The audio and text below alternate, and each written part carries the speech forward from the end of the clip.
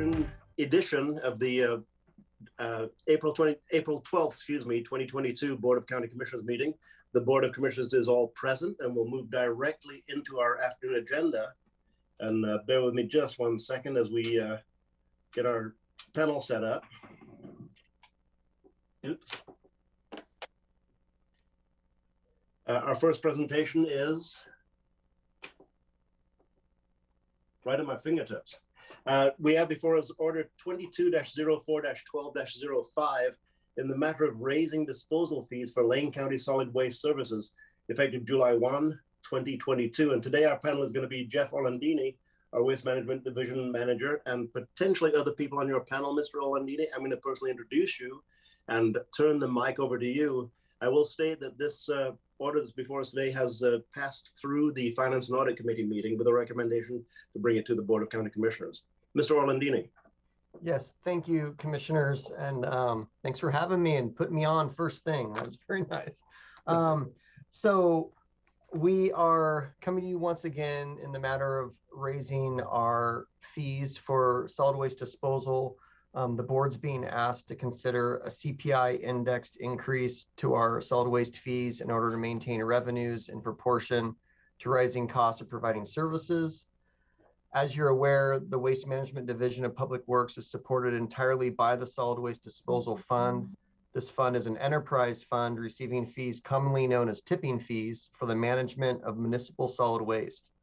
This fund pays for all of the operational activities of the Waste Management Division and accumulates reserves for future costs associated with development and long-term environmental management of the Short Mountain landfill through closure and post-closure care. In 2014, fees were increased by approximately 12.7% after not having been adjusted for 7 years. At that time, the division was experiencing a $3 million deficit. When the board approved that fee increase, they also directed the annual adjustments, directed that we should come to them with annual adjustments in alignment with changes of the CPI instead of waiting multiple years to implement large increases. Fees have indeed been adjusted 4 times in accordance with the CPI since then. Adjustments were not pursued during 3 years due to the timing of other operational changes. And then most recently, fees were not increased in 2020 due to the economic impacts experienced by the community from COVID-19. The last CPI indexed increase of 2.1% took place July 1st of 2021. We are proposing a CPI increase on tonnage and volume rates effective July 1st, 2022. The Oregon December 2021 forecast for CPI was 2.4%. So our proposed increase includes that, as well as an increase to the other portion of our tipping fee, which provides funding to the Land Management Division. This portion of the tipping fee has not been increased since 2009. The proposed fee increases would bring that other fee up to date in accordance with our other CPI increases, making our combined fee increase, the total increase that customers would see, 3.4%. So additionally, these regular fee increases allow us to keep up with increases in the operating expenses such as fuel, labor, and employee benefit costs.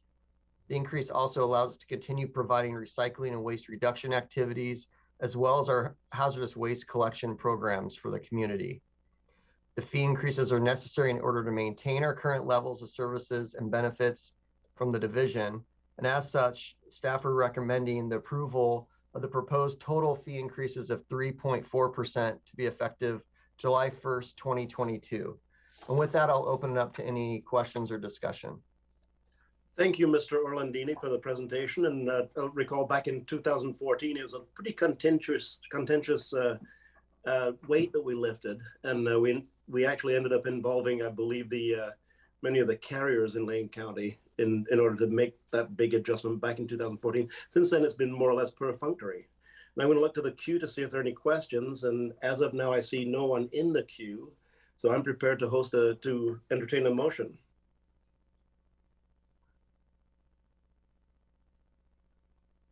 From anyone. There we go. Vice Chair Trieger.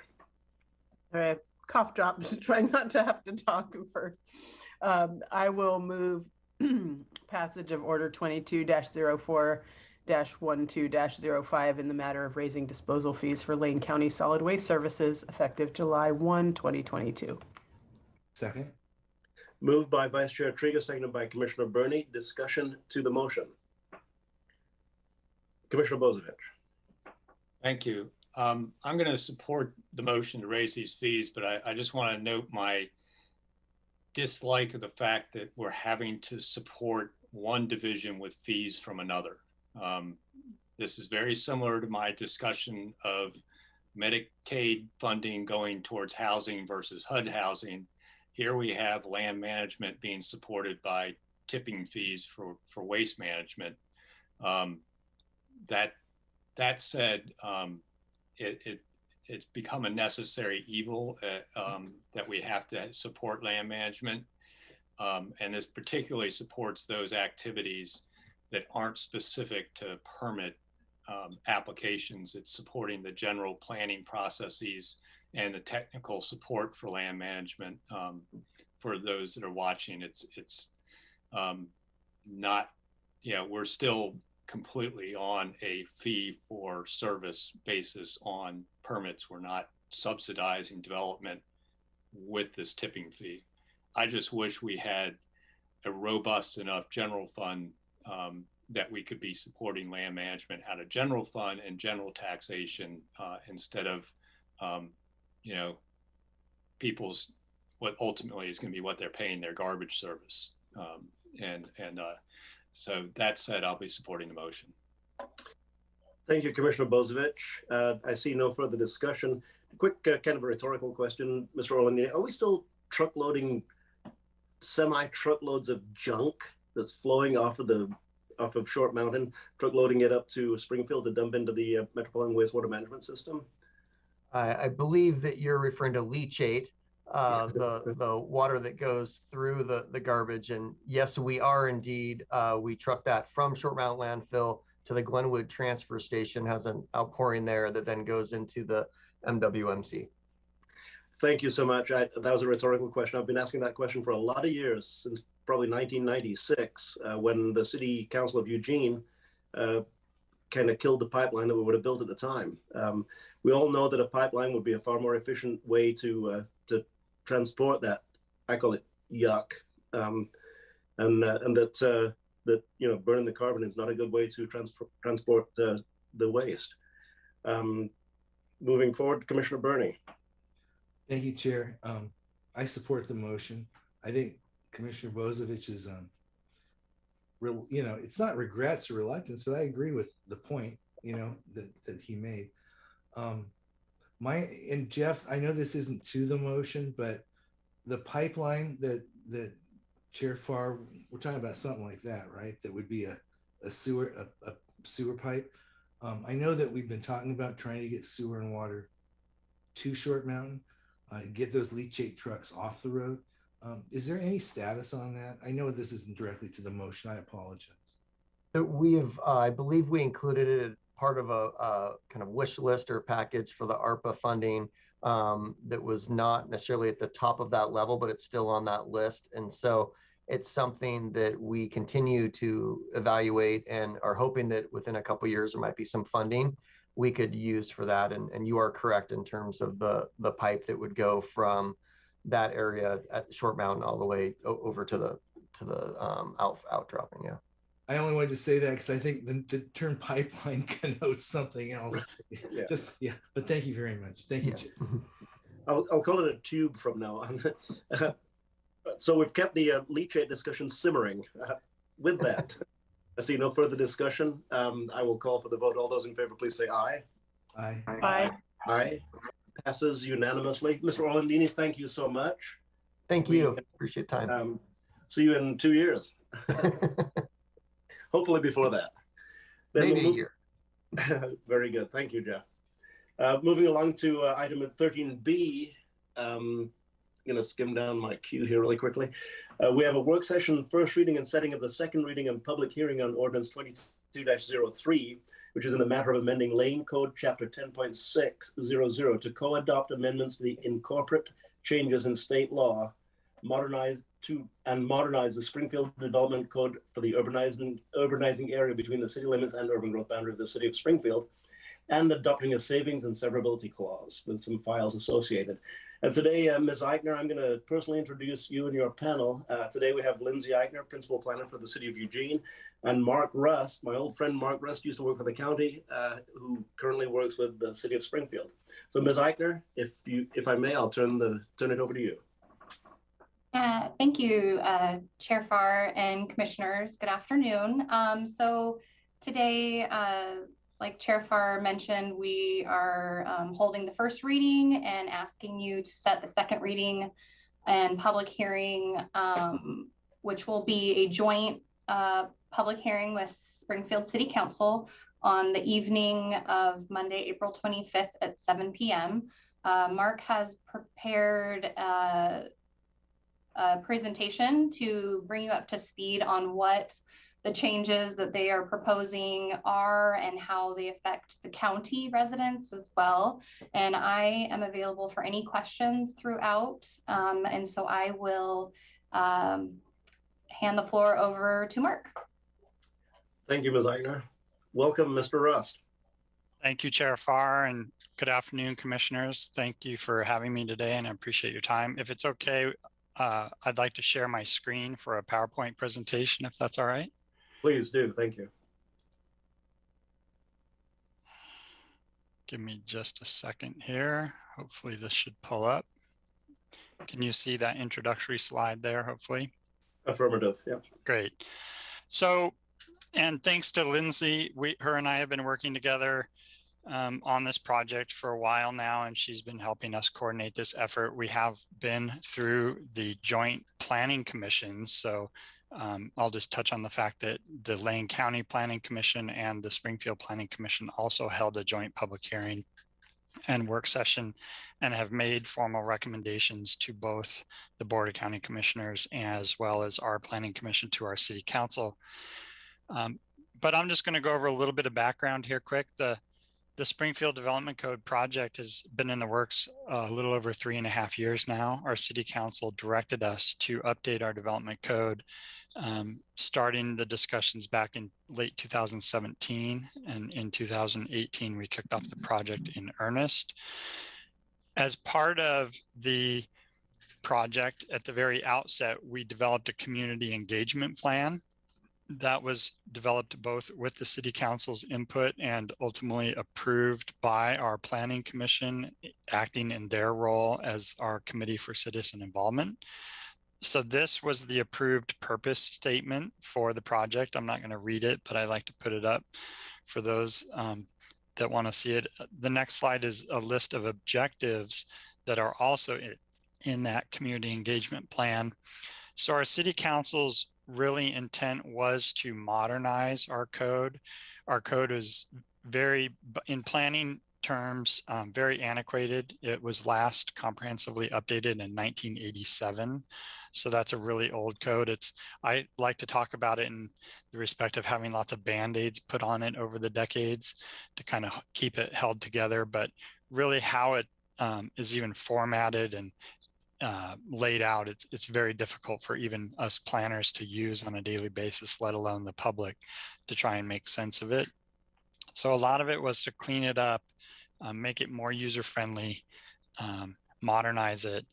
There were a number of elements that we needed to incorporate to bring it into compliance with some state law requirements. And then I'll just note, you may have heard a fair bit about a lot of the new state laws coming out of Salem that around housing primarily, that is mandating cities to do certain things. Specifically, I'll mention House Bill 2001 for middle housing. That was not even on our radar and not in the books yet when we started this code update project. So then when some of this new legislation came along, we had to shift gears a little bit and incorporate a lot of the new state law mandates. I'm going to share here a pretty broad timeline. We had developed a phased approach to how to update this massive code in phases. We chopped it up into I'll highlight these yellow bars. This first kind of tier of bars here in yellow is phase 1, which we're calling the housing phase. Phase 2, represented by these orange bars kind of here in the middle, is the employment lands phase. And then still yet to come is what we're calling a phase 3, and I fondly call it the everything else phase, which there's a lot of work yet to be done. We intended to originally do phase 1 and then subsequently do phase 2, due both to, I would say, some of the new state law mandates, as well as kind of the COVID pandemic and having to re-envision how we did public outreach. We ultimately combined phase 1 and phase 2 and are moving those forward together. You'll see there's been over 3 years of work leading up to the point we are here now. Just at the beginning of the second quarter of 2022, we are in both the adoption process phase for phase 1 and phase 2. We started this process in the fall of last year, had the first formal public hearing with the Joint Planning Commission's January 4th of this year, and then are now moving forward with the formal adoption in front of the board and city council.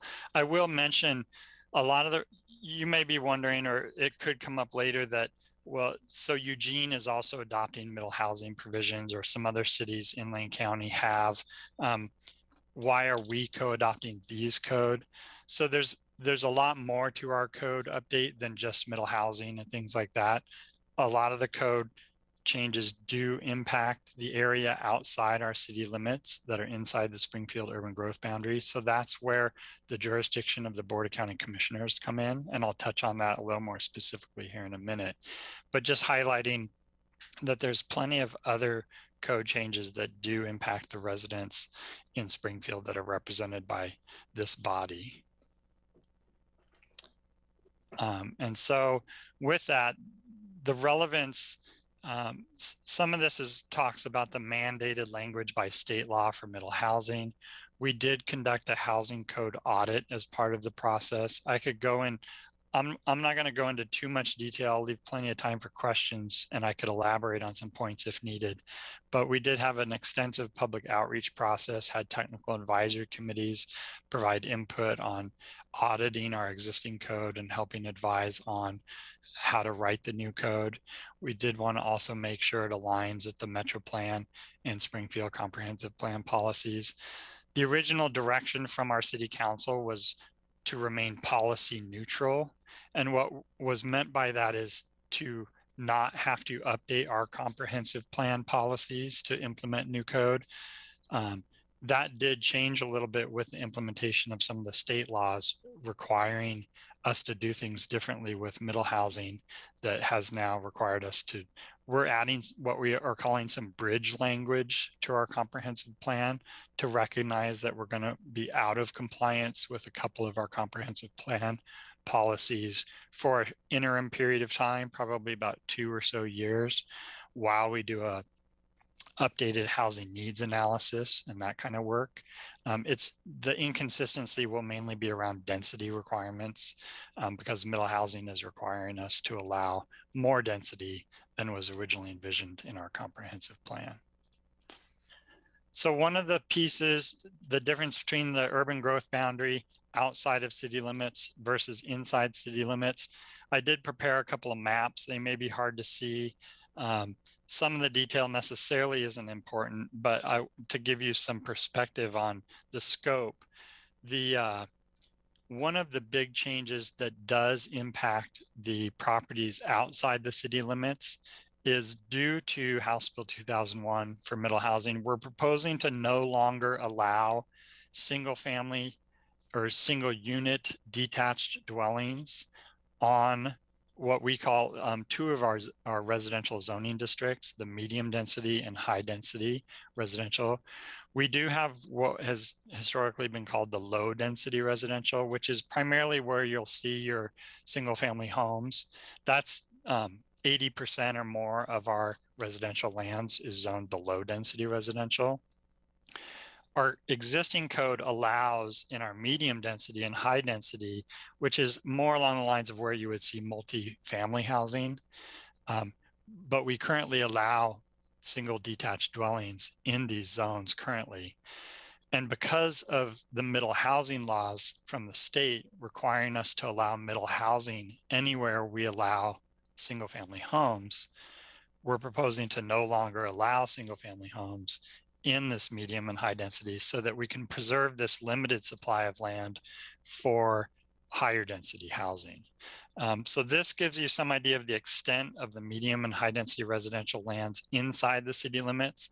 This next map is the same map except highlighting the limited or small amount of areas that are actually outside the city limits inside the urban growth boundary.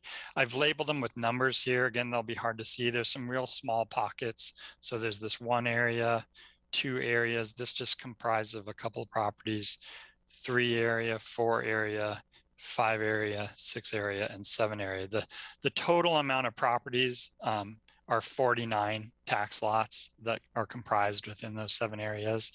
Those are areas zoned for either medium or high density outside the current city limits. So that could be a potential impact that citizens or residents of those properties represented by the Board of County Commissioners would feel that we're removing the ability for those properties to have detached single family homes from them. Now they could still do medium density housing development.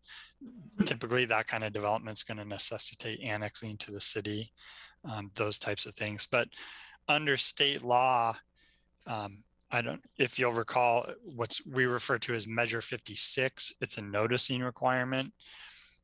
Whenever we propose to change a zone, which under state law includes changing the list of permitted uses within a zone, it requires us to do this notice to all the property owners that it would impact. So that those properties did all receive this notice.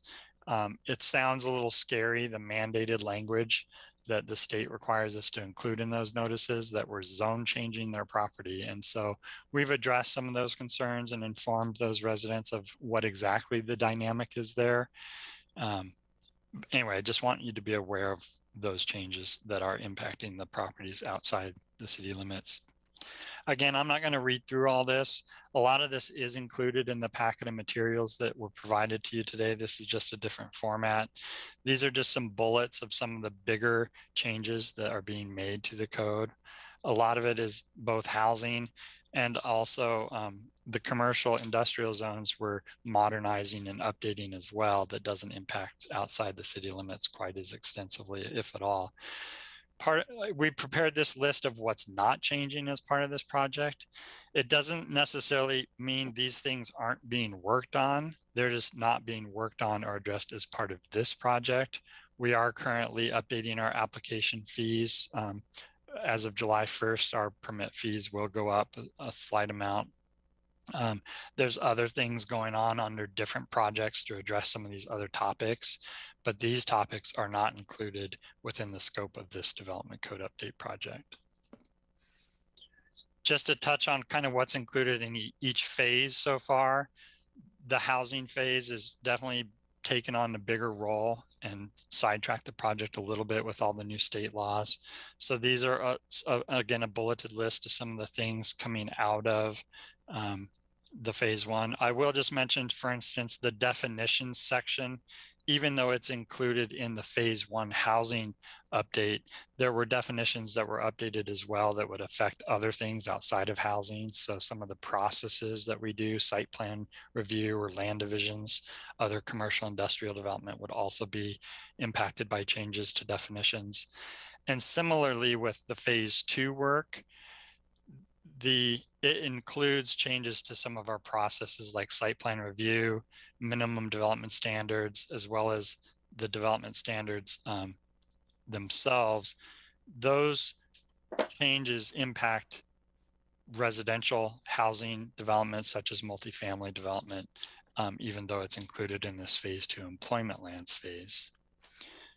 So I know this is a lot of information, and again, I'm happy to go into more detail. I don't want to bore you too bad right after lunch, but just to touch on the next steps, as Lindsay mentioned, Monday, April 25th, we're scheduled for a joint public hearing in front of, it'll be a virtual with the city council as well as the Board of County Commissioners. We're looking forward to that hearing. There will be some revised packet materials. So if you did happen to try and flip through some of the pages of the packet today, you'll notice it was very extensive. I think over 500 pages of code, as well as the findings and other supporting materials. That is the Planning Commission recommendation draft. There are some tracked changes shown in those drafts that are minor edits and typos and things that we've been correcting even since the Planning Commission recommendation. There will be some additional minor changes along those lines that will include in a supplemental package for the actual public hearing coming up. We're just wanting to, the more we use it every day, we're testing the draft code on real scenarios that we're facing every day and noticing little things. And again, a lot of them are typos or small little consistency things, but we'll be looking for that. So with that, I'm going to stop, and I'm happy to answer questions or elaborate on anything you might have questions on, but I'll leave it there for now. Thank you, Mark and Lindsay. And, just in case anybody disbelieves Mr. Russ when he says there's plenty of information attached, it's not 500 pages. It's 1,067 total pages that are attached to this agenda item. So, Mark, thank you very much. And just a quick request: would it trouble you to send the slide deck that you presented to us today, which is a good summation of the document that's been sent to us. Send it to Ms. Jones and for distribution to the board. I'd be happy to. Yeah, I'll send that right away this afternoon. Thank you, Mark. And before we get into questions from the board, I do have a queue starting. Ms. Eisner, Eichner, excuse me, is there anything that you need to add or? No, I have nothing to add. Very well done. Then I'll go to the queue. We're beginning with Commissioner Bozievich. Thank you, Chair. So, Mark, can you remind me what the density ranges that are required in MDR and HDR? Sure. Yeah, great question, Commissioner Bozievich. So MDR, I'm looking at a graph on my wall here.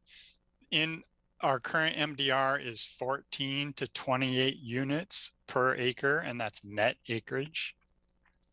HDR, high density residential, is 28 to 42 dwelling units per net acre. And just for perspective, our low density residential, I know you didn't ask that, but I'll just provide it, is 6 to 14 dwelling units per net acre. So I asked that question a little bit because back when I was doing engineering work, I did a development in Springfield that used single family detached manufactured homes to achieve 14 dwelling units per acre. And was, before you guys had a parcel specific zoning map, was one of those controversial properties that was right on the division line between MDR and low density LDR. And of course, the folks that were on the LDR side were all wanting it to be single family detached standard housing. The apartment complex next door was rooting for another apartment complex, I think. And it served to actually be a nice transition piece of property to go from that single family to the apartments, low-rise apartments that were MDR also. Why is it a bad thing to have property that you have to achieve at least 14 units an acre be available for, quote, this middle housing law under state law? I'm just not quite understanding if there's a 14 unit an acre minimum. Is it allow them to go below the minimum density by doing that, by having single, if somebody's allowed to do detached manufactured housing to meet that 14 units per acre, what's bad about having the House Bill 2001 apply to MDR? Sorry. No, and yeah, that's a great question. It's an interesting dynamic. And so I don't know, hopefully I'll be able to explain it fairly succinctly here, but one is so current development trends that we see are it's very difficult for developers to meet that minimum density threshold. We would be hoping to get closer to our maximum densities within each land use district. The biggest reason I would say why we've proposed that is, so currently if a property outside the city limits wants to say partition, and maybe they have, I'll just use an example, say a 1 acre size property that has a existing single family home on it. They could partition off that home and sell the remainder vacant acreage for future development to somebody else. They may want to stay in their home but not do development, but see, you know, the money they could get from selling off the remainder piece. They would show us what we call a redevelopment plan, or a conceptual redevelopment plan, showing that they could meet the future density range by doing that partition. They could not subdivide that land into more than 3 parcels without annexing and developing under city standards. So what we're trying to prohibit, and because we have such a finite amount of this medium and high density residential land, it's a very small minority of our residential land. And based on the state law requirements about meeting certain housing needs and inventory needs, we really are trying to preserve that for medium and high density residential land. If we were to allow the middle housing, what we would no longer be able to do is prevent somebody from just, say, building a duplex on a 3/4 acre property and then having it sit there as a duplex on 3/4 of an acre. There, we lose any kind of ability to incentivizing to actually get the medium or high density residential development ultimately. Well done, Mark. Very something.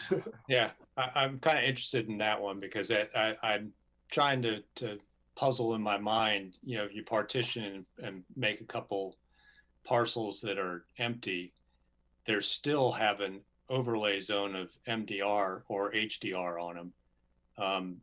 Subsequent development, even if it's allowed, you know, covered under House Bill 2001, still should have to prove out the being able to achieve the minimum densities. So I just I'm still kind of scratching my head about why that's so much of a concern. But well, if I could interject, and that is part of the problem with House Bill 2001 is we can no longer implement our minimum density. So if, say that a property was developed into 3 parcels, say just a 1/3 acre each, we would, if we continued to allow single family homes to be developed on those, we would also then have to allow just a duplex or just a triplex, even if it were below the minimum density threshold for that zone. We would not be able to enforce our minimum density threshold on that property at that point. That I'm still puzzled about it, but I'll accept that explanation for now until I've done a little bit more research. But it seems that if I had to meet that minimum density with the manufactured homes to get up to the 14 units an acre, that, you know, if you have to do it with single family, and it still allows single family, why you couldn't continue, you know, why duplexes suddenly make you be able to bust a minimum density requirement is odd. Maybe it's just a way a poor writing, you know, in some of the House Bill 2001 maybe wasn't quite clear on that, but it just seems to me that was not the intent, was to go below the minimum densities in an area. In fact, the idea was to increase density under House Bill 2001. So I'll have to scratch my head and maybe you know, see what else comes of that one. But yeah, that's kind of an odd one for me, because just based on my experience of developing MDR with single family homes. Thanks, Commissioner Bozovich. And I'll remind the board that this is a first reading, and the motion will be to set a second reading when we are ready for a motion. I'm looking to the queue for any further questions or comments.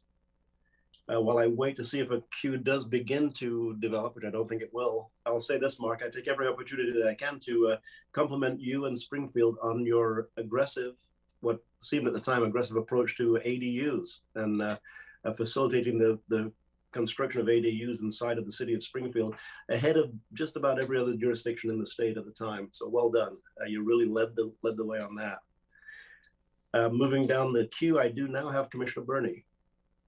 Thank you, Chair. And thank you, Mr. Rust. I don't know you well enough to call you Mark. Everybody else does. First off, I have no questions regarding this first reading, and would be pleased to move to a second reading. I would like to also take Chair Farr's compliment and extend it even further. In addition to having ADUs for anyone else I know of in Lane County, the city has also allowed SDCs to be waived. I also am aware now that there are literally pre-approved plans, a number of them, if that's correct, I believe it is, for ADU layouts for different types of properties.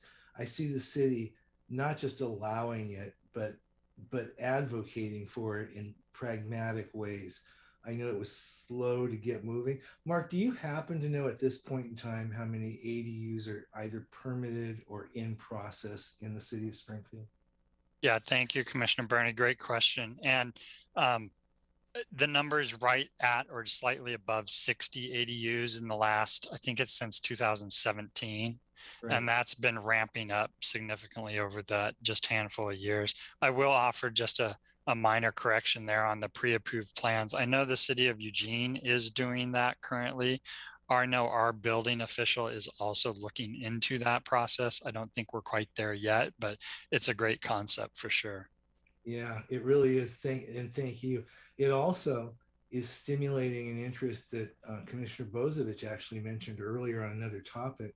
But I've already had inquiries from people that are looking to establish manufacturing facilities for some prefab kinds of ADU things. So it just seems like a win-win. But thank you for the indulgence, Chair, and thank you, Mr. Rust. Thank you. I will not slow down the praise of Springfield for that particular element of its progress. You know, it's not just a win-win; it's win-win-win. You know, the property value increases both for the property owner and for the taxing jurisdiction. But it also it adds the necessary front doors in a very positive sort of fashion. So, I see no one else in the queue, so I am ready for a motion, and the second reading and joint public hearing with the City of Springfield will be April 25th, 2022 at 7 p.m. is a time certain on that. So do I have a motion? Commissioner Bozovich. So I'd like to move approval of this first reading of ordinance number 2203 in the matter of amending Lane Code Chapter 10.600 to co-adopt amendments to incorporate changes in state law and modernize the Springfield Development Code for the urbanizing area between the city limits and the urban growth boundary of the city of Springfield and adopting savings and servability clauses, and to set the second reading and joint public hearing with the City of Springfield City Council for April 25th, 2022 at 7 p.m. time certain and in a virtual format at this time. I'll second whatever the heck he just said. Could you say that again, Commissioner Bozovich? I missed that second sentence. I'd like to move the first reading. No, don't do it. First reading moved by Commissioner Bozovich, seconded by Commissioner Berney. Discussion to the motion. Commissioner Bozovich, your hand is raised. Is that a ghost or? No, okay, there we go. I see no hands raised in discussion to the motion. Then I will call for the vote. All those in favor, please say aye. Aye. Aye. Passes unanimously. Ms. Russ, thank you for joining us today. Ms. Hussain, thank you for joining us. And Lindsay Eigner, thank you again for all the great work that you and Ms. Bell do. Thank you both. Thank you, everybody. Very good. Then we'll move along to down our agenda. I'm going to bump back to item 9A as we move to item 14. Just before we get to commissioner announcements, we'll go back to 9A, which was administration announcements. Mr. Mokrahajski, I'll turn it over to you. Thanks, Chair. I had a few things I was going to update the board on. First, really exciting that we now have our, if you're watching these board meetings via Metro TV on local channel 21, you can, that function on your TV remote for closed captioning, you can turn on closed captioning. This is a feature that we have not had before today. But thanks to Neil Moyer at Metro TV and Diana Jones, our board coordinator, and their hard work to get that up and running, we now have closed captioning for these board meetings. We're verifying the number of languages that it's translated into, so we will provide that, but it's of course our desire to make sure that there are multiple languages available to folks for that. And then Neil and Diana are actively working on setting up our webcast so that our webcast will also be available in closed captioning. So as the board knows, we've had a commitment, continue to have a commitment to improving equity and access to these board meetings. And that's a huge step. So I just want to thank Neil and Diana and remind the public, anyone who watches these board meetings regularly, that if that's a feature that you'd like to take advantage of, you can start doing that. I also want to share with the board a few updates. I spoke with the chair this morning, and the chair and some other commissioners have asked me similar questions about this. So I thought I'd provide a few updates on a few issues. First of all, in-person meetings. We've had a number of questions about when are we going to start with in-person meetings. So beginning April, this will be our next board meeting. Let me just verify here. Next board meeting, April 26th. The board will be in person in the board conference room on the second floor of the Public Services building. So that is because Harris Hall, which is the larger board meeting room, is under construction for HVAC and other improvements. We're moving our board meetings in person on April 26th to the board conference room. That is a smaller room that has audio video capability, so it can be streamed on webcast. It can be televised on Metro Television, and we have the setup there. It's smaller, so depending on the number of people that we have, we'll work to accommodate for public speaking, for public comment. So that is April 26th. If you can still attend the board meeting via webcast. You can still watch the board meeting on Channel 21 on local television, or you can come and visit us in person and listen to those meetings and provide your public comment on April 26th. So again, April 26th, 9 a.m. board meeting, second floor of the Public Services building that is at 125 East 8th Avenue in Eugene. The board conference room. Then our budget committee will begin meeting in person. Budget committee kicks off the first week of May. And so on May 3rd, we will have a virtual budget presentation at 5:30 p.m. And that is because of the number of people that typically attend that budget presentation. We have department heads and budget staff throughout all of our departments, members of the public, and we don't have access to Harris Hall as of yet. So we're going to do the budget presentation virtually, but the budget committee meetings where the budget committee, the 5 commissioners and the 5 appointed residents on the budget committee will be meeting and hearing from departments on their budgets and asking questions. All of that will begin in person on May 5th. So beginning Thursday, May 5th, at 2 p.m., we'll have a budget committee meeting in person in the same room, the board conference room on the second floor of the PSB. In the remainder of the budget committee meetings on Tuesday, May 10th at 2 p.m., on Thursday, May 12th at 2 p.m. And then I believe budget approval is Thursday, May 19th at 5:30 p.m. And I believe we will be in the BCC for that public comment and deliberation. And then we will be in person in Harris Hall on Tuesday, May 22nd. So we know that's a lot. We'll put all of this on our website. Folks can certainly call or email us and ask if it's not clear when we're going to be in person. But of course, we're all looking forward to getting back to seeing each other in person and meeting in person. And so that will begin April 26th. Happy to answer questions on that. I had a couple other items I wanted to provide quick updates on. Chair, you asked about the frequency of our COVID updates, and I believe that it is, and I'm just checking with our HNHS director and public health team. I believe we were thinking for the time being of rolling back to once a month for our COVID updates. And of course, we can adjust that based on the need at the time. If we see a spike and we have a surge and we move from low risk into a much higher risk level, we certainly can increase the frequency of those updates. But I believe that is our proposal is to move those temporarily to a monthly update. Ms. Mocher, yeah. At this point, then we could go ahead and ask our board head nods to support that monthly. I could also do this under assignment request, but to the board, monthly updates, is that okay with everybody for the time being, with the caveat that Mr. Mokryski outlined? Excellent. Thank you, Ms. Mokryski. Okay, and two other quick things.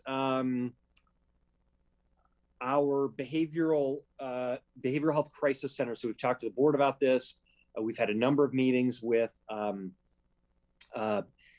stakeholders in the, particularly in downtown Eugene, which is an area that we have considered locating a behavioral health and crisis center. We've looked at a number of locations. We've had some discussion about a particular site in the downtown Eugene area. We've met with business stakeholders as well as the City of Eugene leadership to discuss that. Based on feedback that we have heard, we will be expanding and broadening that search effort. We've looked at a number of different properties and that don't work. We found a property that we think is viable, but there are some questions and concerns that remain with that property from some in the business community and some of the leaders at the City of Eugene. And so we want to make sure that Lane County continues to be a good partner in engaging upfront on significant evidence-based interventions like a behavioral crisis and stabilization center, which is a gap in our system that we know that individuals experiencing a mental health or substance abuse crisis oftentimes are engaging with local law enforcement, and the only outlet for local law enforcement or cahoots is to take those individuals either to the jail or to the emergency room. Neither of those facilities and operations are really appropriate to treat the needs of those individuals, and they're not necessarily effective at it either. So we're working on a solution. Lane County is leading this effort to develop a solution to fill that gap. And it's a significant solution in dealing with the overall behavioral health and housing and homelessness instability in the community. But given some of the concerns, again, that have been expressed, we're going to be broadening our search and considering a number of different properties throughout the community and engaging in a more in-depth way with affected stakeholders to make sure that we have support and buy-in and advocacy broadly for that project. So I want to share that. I will be attending the Eugene Chamber Local Government Affairs Committee meeting tomorrow morning, along with our HNHS Director, Eve Gray, to share that update with some of our local businesses in the Eugene area. And we'll continue to keep the board engaged and updated on that project. And then finally, I want to say, we've had some questions. Commissioners have asked and others have asked about our ongoing engagement with the City of Eugene, in particular around a number of topics and issues around the shelter and homelessness issues, around this issue of behavioral crisis and stabilization, around contemplating big projects like a multi-use facility at the Lane Events Center, And I want to just assure the board and the public that we continue to actively work. Last week alone, I can tell you that I was in no less than 5 hours of meetings with senior officials at the city of Eugene, discussing these very issues. A multi-use facility at the Lane Event Center, several hours we spent on housing and homelessness and crisis center discussions. I've been messaging with the city manager today about these topics in between our board meeting here. And so we're working really well at various levels of the organization. I'm very encouraged by the level at which our staff at different levels of the organization are collaborating and partnering between our organizations. Of course, we have a great relationship and partnership with the city of Eugene and with all of our rural partners because Eugene is our county seat and the largest population in Lane County, where many of our services emanate from. That relationship is particularly important. And so I just want to provide that level of assurance and reinforce our commitment to working with City of Eugene officials as partners to solve really critical community challenges. So that's it. I took a lot of time today. Thank you for that. And I'm happy to answer any questions you may have on that or other topics. Thanks, Mr. Mograysky. I think Commissioner Vice Chair Trieger has hands raised for a question, and we'll be following this item directly with the commissioner announcement. So, Vice Chair Trieger. Thank you, Chair. Thank you for the many announcements and really important updates. Appreciate them all. I wanted to just raise the issue of in-person meetings one more time. I think, as I mentioned, when we brought this topic up before, everybody talks about being excited to get back into Harris Hall. For me, I'm just excited to get into Harris Hall. I've been in office well over a year now and have never been able to have a board meeting there. That said, it's been 2 full years. And I wonder about, we're talking about meeting in the board conference room on April 26th. Basically, we're talking about 3 meetings in the board conference room before we can just get back to business as usual and meet in Harris Hall regularly. And I'm wondering about 2 things. One, the impact on staff to manage and accommodate meeting in that space versus Harris Hall. And 2, managing public comment, given that we had, 17 folks signed up this morning. That small room, it does add some logistical challenges and impacts on staff to manage bringing people into the room and having them come out. And we often have very packed agendas. That takes time, that movement of people. So personally, I just would like to revisit whether the benefits outweigh the challenges in just waiting 3 more meetings until we can just get back to business as usual. Personally, I don't, for me, it doesn't pencil out. I will do whatever is the will of the board. I have no problem meeting in person in the conference room. It just doesn't make sense to me because I think it is quite a bit of extra work for staff to accommodate. There's a lot that happens that's invisible behind the scenes work. And I know we're all really cognizant of about staff's workload and bandwidth and capacity. So I'm just offering that out to see if any other commissioners have any thoughts or comments about that, or if you want to share anything more about the impact on staff that it's taking for us to just have 3 meetings in the conference room before we can get back to Harris Hall. Vice Chair Trieger, you raised a good question, and Ms. Mograysky, if you have a response to that, I'll ask for comments from other board members also. Yeah, I would say Chair and Vice Chair appreciate the consideration. Yes, it's true. I mean, any of these things, and we've known for a while that now moving to a hybrid type option, that there are a lot of logistics that we've been working out. The construction of Harris Hall has thrown a wrench in our plans, certainly to come back in person, and the sort of delays that have happened in that construction work have been unforeseen. So there is some work there. I would really say that this is a board decision. So we will follow the will of the board. Is there some extra work for staff to do? Yes. Ms. Jones, as you have seen, has done really, I think, a masterful job in managing our public comment and this whole hybrid or this virtual environment. I have a high degree of confidence, we all do, in her ability to manage those dynamics because she takes her job really seriously and does a great job at it. So we will deliver on what the board's will is, And I think it's really, for you all to weigh whether or not you feel like it is important to do that. It is, it's going to be meeting in the BCC for a bit before we get to Harris Hall. And so, if that is okay and it's worth it to you to do it, great. We'll make it happen. If you desire to wait to get to Harris Hall until Harris Hall is ready and just move in, then we can do that as well. So appreciate the consideration, and I really would, leave it to the board, and we'll follow your desire and direction. Chair, if I may. Go ahead. I just want to be absolutely clear. My concern is not that staff isn't up to the task and the challenge. My concern is that we're adding extra work and effort and stress and strain just in service to having 3 meetings sooner in person when we've been 2 years without. Yeah, I took it that way too, Vice Chair. I didn't, sorry and you're right, I sort of responded with our staff can do it. So yes, I know it wasn't a question about whether staff could do it. It was workload. Yes, workload.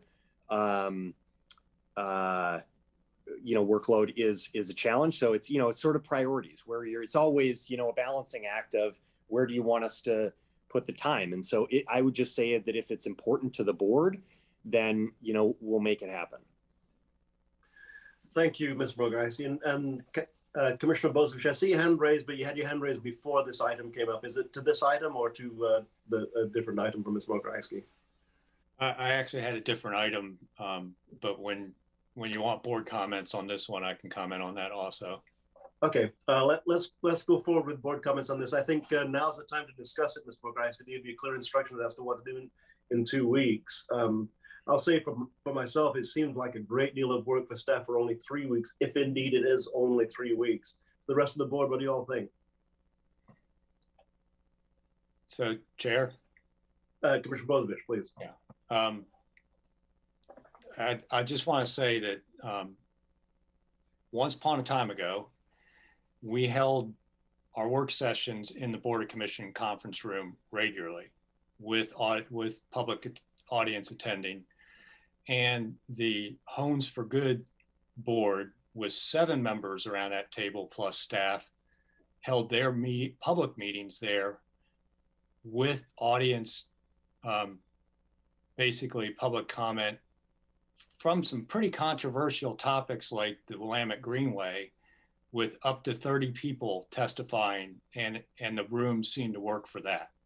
I'm not concerned about the Board of Commissioners conference room being adequate and working. And so that, for me, it's about being in the same room together and being available face to face, and being able to see all of the communication that we're getting from the people testifying before us.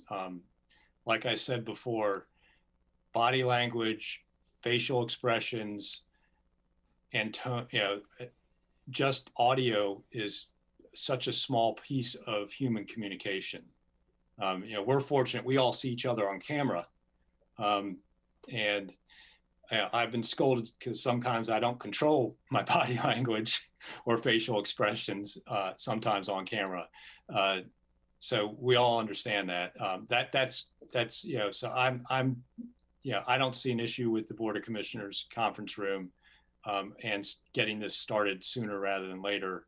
But I've kind of made that known all along. Thanks, Commissioner Bozovich. To you, Commissioner Berney, then Commissioner Buck, and then back to you, Vice Chair. Well, first off, my understanding is this isn't a matter of, the question isn't what we want. I think the question is additional staff, the cost of additional staff work in order to do the logistics versus the benefit of being in person for 3 meetings before we will be in person, hopefully ad nauseum, completely into the future in Harris Hall. So I just wanted to weigh in and say this. The optics, for those who play to optics, the optics are good if we're together, I think. And I think that the board conference room will not accommodate the kind of people Commissioner Bozovich just mentioned if we're also going to be following space protocols, right? Certain distances. So I'm really, truly 6 of one, half a dozen of another. I would actually defer to staff, because What's interesting about this to me is that while some commissioners will always factor in, appropriately so, what's the impact on staff, because we have more work to do than staff can do, so what's the priority? To me, this is more of an optical priority if we're only talking about 3 meetings than it is an incredibly necessary priority in terms of staff time. So I'm the one board member that would actually throw the ball back to Steve, even though he would hate that, and say, you know, from your perspective, you manage the entire staff of Lane County. So I would actually say, when we're through with this, maybe Mr. Mokrahysky would want to weigh in and say, if, you know, given his priorities, what would his decision be? Thank you, Chair. Thank you, Commissioner Berney. Then, you know, and back to you again really quickly, Steve. Really, it is an impact on staff. To set up an additional protocol for just 3 meetings that's really going to be ditched after those 3 meetings is not something that would carry forward. Seems like a large burden. To you, Commissioner Buck. So I really want to get back in person. I think we all do, though. That's not really in question. But I really do want to get back in person. I am curious, you know, how much additional staff time would it actually take for these 3 meetings? But it's not like the work that we're doing in that room will be for naught after those 3 meetings. We have, as been said, we've had many work sessions and many other meetings in that conference room in the past, in which case we'll need the hybrid version.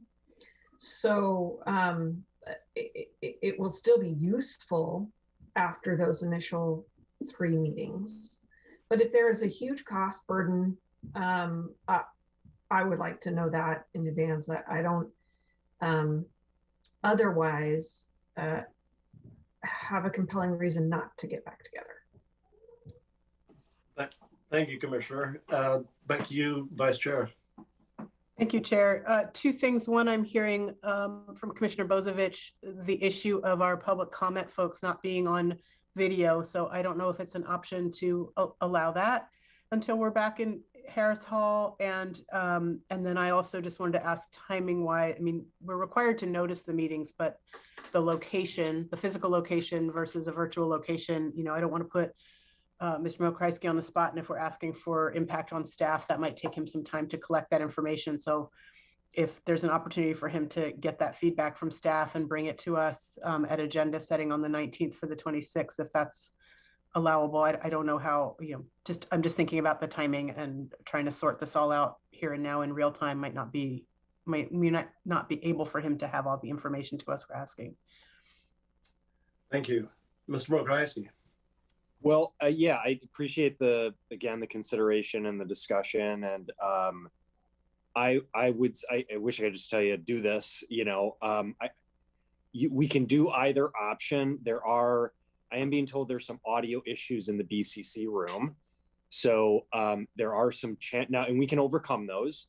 There's some. It sounds like Pro Sound, and there's a local vendor that can provide us the gear necessary to make the hybrid. And if you recall, we're now required under state law to do hybrid meetings, right? So what happened was, historically, we've always done our meetings in person, and we've, you know, streamed those online, and they've been available on local cable access television, right?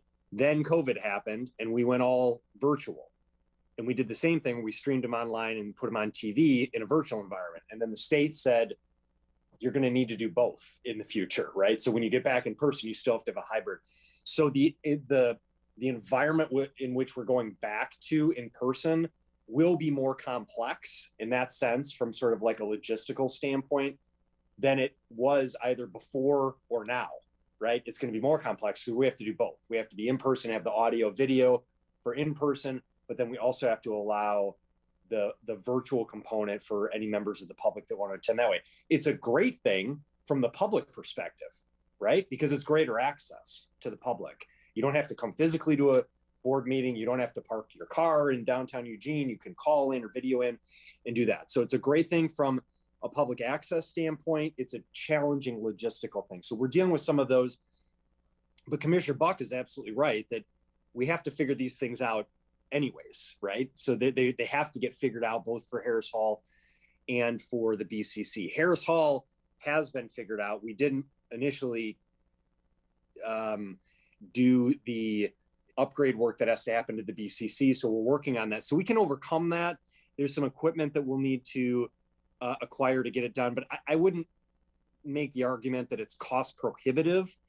I don't think the cost is going to be significant. The staff involved are primarily going to be Ms. Jones, your board coordinator, and Metro Television, as well as probably our technology staff that will have to be involved in setting up some of those things in the BCC for those few meetings. And then just know that it's like, I mean, I'm a big fan of trying stuff, and it, you know, this is failing forward, right? We try things, something may not work. We'll learn the lesson. We'll improve and get better. We don't want to just not do anything. So I think it's really it's a question of, for these few meetings in between now and the end of May, do you want to push that to try this alternative in the BCC, understanding there may be some audio type issues and glitches that we're going to have to work through, or do you just want to defer that and wait until the end of May? So I don't mean to, you know, I'm not trying to give you a wishy-washy answer, but I think it's sort of there likely to be you know, some challenges either way that we go. Again, we can make it work in the BCC. There will be some equipment issues and audio issues that we need to get reconciled before April 26th. If you want us to spend a little bit more time over the next few days, we don't have a board meeting next week, but we certainly can work with the chair and the vice chair to sort of give a level of confidence about a go or no go. Because I do think we'll need to really make a decision by the end of this week so that we can notice the meeting and the public understands where it's going to be. Is it going to be virtual, or is it going to be possibly in person and virtual? Does that help? Yeah, it really does, Steve. What I'd propose then is that we don't actually make a decision right now, but that by next Tuesday at 8 a.m. when we have our agenda setting meeting, we're prepared to make a decision at that point in time as to whether or not the following meeting will be live hybrid, or whether or not we'll wait for Harris Hall. So would that sound agreeable to the rest of the board? Perfect.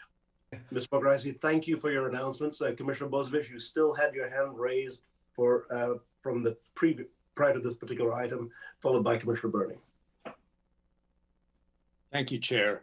So I've been receiving a fair amount of comment through both social media and email concerning the Autzen Stadium vaccine site and the long delays there. Is that Lane County Public Health running that site, or is that an OHA site, or is it a combination right now? And then also, is there some way we can get something out communication-wise about second boosters? Because it's mostly people looking for their second boosters that are complaining that they're sitting in their cars for 3 hours and they still haven't gotten up in line. It just seems like the CDC's announcement that people could be eligible, you know, for second boosters kind of caught our capacity by surprise a little bit, and people are only seeing that particular clinic as the only place available to get them right now, because it's the one place easily identified in online literature as where you can get your second booster. Contrary to Commissioner Burney's experience of going to a pharmacy and getting a second booster, the public seems to be believing. So is there something, you know, that we can do proactively maybe to change that dynamic? The chair and Commissioner Bozievich, the Autzen vaccination clinic that's happening is an OHA run clinic. Brian Johnson has been responding to folks who've been emailing. And so we can forward those. If you weren't copied on those responses, that'll have more information. We can forward that to the board so that you can provide that information. And I think certainly, you know, our public health staff is working and can continue to work with OHA to be responsive in making sure that we're getting access to vaccination, to those booster vaccinations as quickly as possible. So I will follow up on getting forwarding those emails from Brian Johnson to all of you. Thank you, Commissioner. Thank you, Steve. Mr. Smoker, I see Commissioner Burney. I actually want to thank Commissioner Bozovich for asking that question. And the reason I want to is because, you know, I've had nothing but positive, exceedingly positive feedback from the VAX clinics that Lane County ran. And Lane County's professionalism and efficacy and customer service was so outstanding that I think that our residents have now come to expect that. And especially if it occurs at Autzen, where we did, in fact, at one time run a VAX clinic, those are really, it's really good to clarify that. So thank you, Commissioner. I really appreciate that. And the only other thing I wanted to say, Chair, was I'm delighted for the first time in 2+ years not to be at those Tuesday at 8 a.m. meetings. And I shall comply with whatever decision you and the Vice Chair and the CEO make. Thank you very much. Thank you. Ms. Smoker, anything further on announcements from you? That's it. Thank you for providing me so much airtime. It was very timely. Thank you, Steve, for answering the questions that you and I talked about early this morning and actually going into great depth. Just one thing that I would say about it is it's safe to say, and it's truthful to say that at no point in time have we decided on a site for the crisis center. It hadn't happened. Whatever, despite reports to the contrary, we never did decide on any site. It's still in process. Thank you for that, Ms. Smoker, and thank you for the ongoing work working with the City of Springfield for coordination of efforts, as well as the ongoing work, of course, with the City of I said Springfield, I meant to say Eugene, but the ongoing work with the City of Springfield. So thank you very much for all that. We'll move along to item 14A, which is commission announcements. And I'll look for a cue on announcements from the Board of County Commissioners. We have Commissioner Bozovich. Thank you, Chair. I feel it's important to maybe clarify some earlier comments because I upon reflection can see how Vice Chair Trieger took offense at some of my earlier comments. What I was trying to point out through those comments was how artificial grouping of humans can become. And the fact that people move between groups, people are not easily categorized. And that's what I was trying to point out was the difficulty in trying to assign a person to a specific group. And that I object to trying to subdivide humanity into groups. I'm a libertarian and really believe in people's personal choices and what they do and everything from their gender identity to sexual preferences to what they choose to put in their bodies. And I didn't mean to intend that had any commentary on those issues. My intent was to show how difficult it is sometimes to categorize people. And once you start subdividing, you're requiring categorization. And in doing so, quite often miscategorize people and misassign what they believe themselves to be. And that's what I was trying to get at. And in referencing the Supreme Court nominee's comments was just, I think her comments reflect that it is a difficult thing to do. And frankly, I think not only a biologist, you got to be a psychiatrist and talk to the person personally about that sort of thing. It's just, I want to just be clear, my comments were about trying to artificially subdivide humanity any further than we are human. Thank you, Commissioner Bozovich. Further announcements from the board? I see no further announcements, and I'll move along to agenda team requests. Ms. Mokrasky, you had the head nods earlier regarding the frequency of COVID reports. Any other agenda team requests? Commissioner Bozovich. Thank you, Chair. So this is sort of a request for the board to approve staff to do a little bit extra effort. You probably all are not aware of the Lane Fire Authority property tax issue that's going on right now. But there was a mistake in the programming of the property tax calculations for the Lane Fire Authority's general obligation bonds. They were calculated at 0.035 per thousand instead of 0.35 per thousand. And subsequently, it's been found out, and revised bills or letters are being sent out to people that are within that district. Unfortunately, the communication about that has been really poor and was left up to, I think, the fire authority, and they did a little bit of social media about it. And I am being inundated with people wondering what the heck is going on. What's this letter I got about taxes? How's the check even supposed to be made out? You know, who am I paying it to? Why is the deadline May 15th?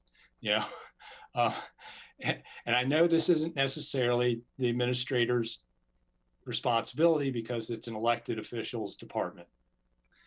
But I would like the board to authorize for Devin Ashbridge and the administrator and the assessor's office to get together and try and provide some clear communication out to this area, because apparently it hasn't been.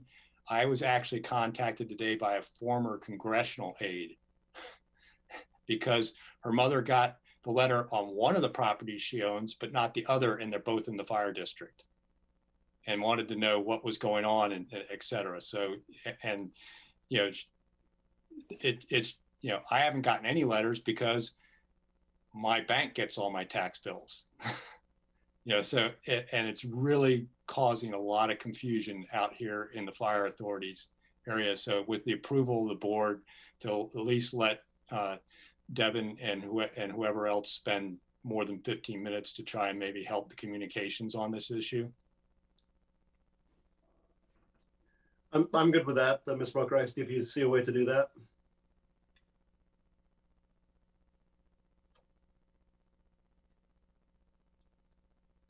Okay, do we have concurrence with the board? Okay. You're muted, Commissioner. I apologize. So I'm just trying to get my head around this because I wasn't prepared for this one. So the request is to have Lane County staff help the Lane Fire District with their own messaging to their own constituents?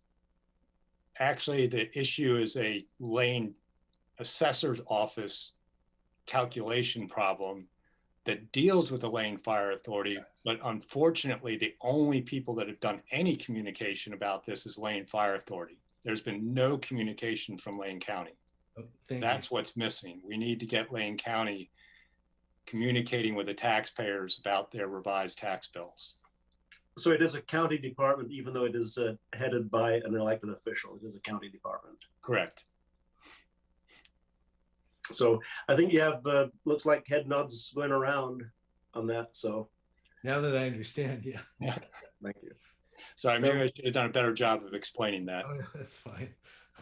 So then we'll move down commissioner announcements. Any further commissioner announcements? No, we're still on in the team request for past announcements. So I have one more item. I'm not even sure whether it fits here or in other business. I was somewhat surprised when I found out Vice Chair Trieger was on the United Front trip. I was also surprised when I received a finalized copy of this. Every year I've been a commissioner, the United Front priorities have come before the board for us to look at and review and make comment on. Never saw them this year. Every year I've been a commissioner, it's been except for my first year, it's been the prior year's commissioner that went on the United Front trip, with rare exceptions to that. This year, our vice chair ends up on, our current vice chair ends up on the trip. No explanation to the rest of the board. I now understand that Commissioner Burney couldn't go on the trip. Commissioner Farr was already committed to something else. So there was a determination to send the vice chair, but none of that was discussed publicly. All I would like to ask is, in the future, particularly when it comes to legislative items, I know they're supposed to go through the legislative committee, but everything's supposed to come up to the board level for the final blessing of any sort of policy level decisions. We failed on the United Front this year. So as part of this agenda team request, I would like to, in the future, make sure that as we are getting ready to do lobbying, legislature or whatever, that we all get a fair opportunity to review and comment on that. You know, when I see something in printed format at the, you know, as the person's already in DC, I never had an opportunity to look at this. So I feel like that somewhere there was a disconnect in this process. Thank you, Commissioner Bozievich. I didn't really hear much of an agenda team request other than to return to standard protocol regarding the agenda for United Front, that it be run through the board. I think probably the existent chair is the one who should bear the responsibility and burden of that. In this case, it's me. So I will apologize that I didn't see that happening, Commissioner Bozievich. Chair? Commissioner Burney. I heard 3 items mentioned there. The first item, I think, it sounds like Commissioner Bozievich now knows why I, as the past chair, didn't go. And we tried to go through a chain of command, and that chain of command appropriately led to Commissioner Trieger. Regarding the second item, forgive me, I'm unfamiliar with that. It sort of makes sense to me that we would all see the legislative agenda for the United Front group before we go. I don't know about that. But I would like to comment on the third one. I actually spoke with Jim Smith, and I spoke with Mayor Van Gordon, and I spoke with Congressman DeFazio. And my understanding was that trip was highly successful. And my understanding was that we were well represented. Mr. Smith went out of his way to talk to me about the professionalism both of Mayor Van Gordon and Vice Chair Trieger and their articulateness. So I agree, you know, on the first two, you know, it's like, we know about the first one. Your second point makes sense to me. But when you said that it was a failure, I just want to share that what I've heard is it was a success. Thank you. Thank you, Commissioner. Still on agenda chain requests. Back to you, Commissioner Bozievich. I just want to say the failure was on the part of the process, not necessarily the United Front. I will note that it has gotten back to me that while their Vice Chair Trieger was lobbying to have Congressman DeFazio come back and campaign for certain candidates for commissioner races, that I don't think is a success. You know, we're not going to get into a back and forth on this, but Commissioner Trieger. Yeah, I'm not interested in a back and forth, but I will clear the record and say that did not happen. Okay. All right. Then are we finished with agenda team requests? Okay. Pokraski, oh, I'm sorry. You know, your hand is disguised up there. Could you move those books that are behind you so I can see your hand? Commissioner Buck. I just want to throw in here, you know, we have traditionally always had the past chair go on these trips. COVID, of course, has changed pretty much everything in the last few years. I had to do it somewhat virtual, but it wasn't really an actual, I wouldn't say it was even a percentage of the regular trip that we would normally do each year.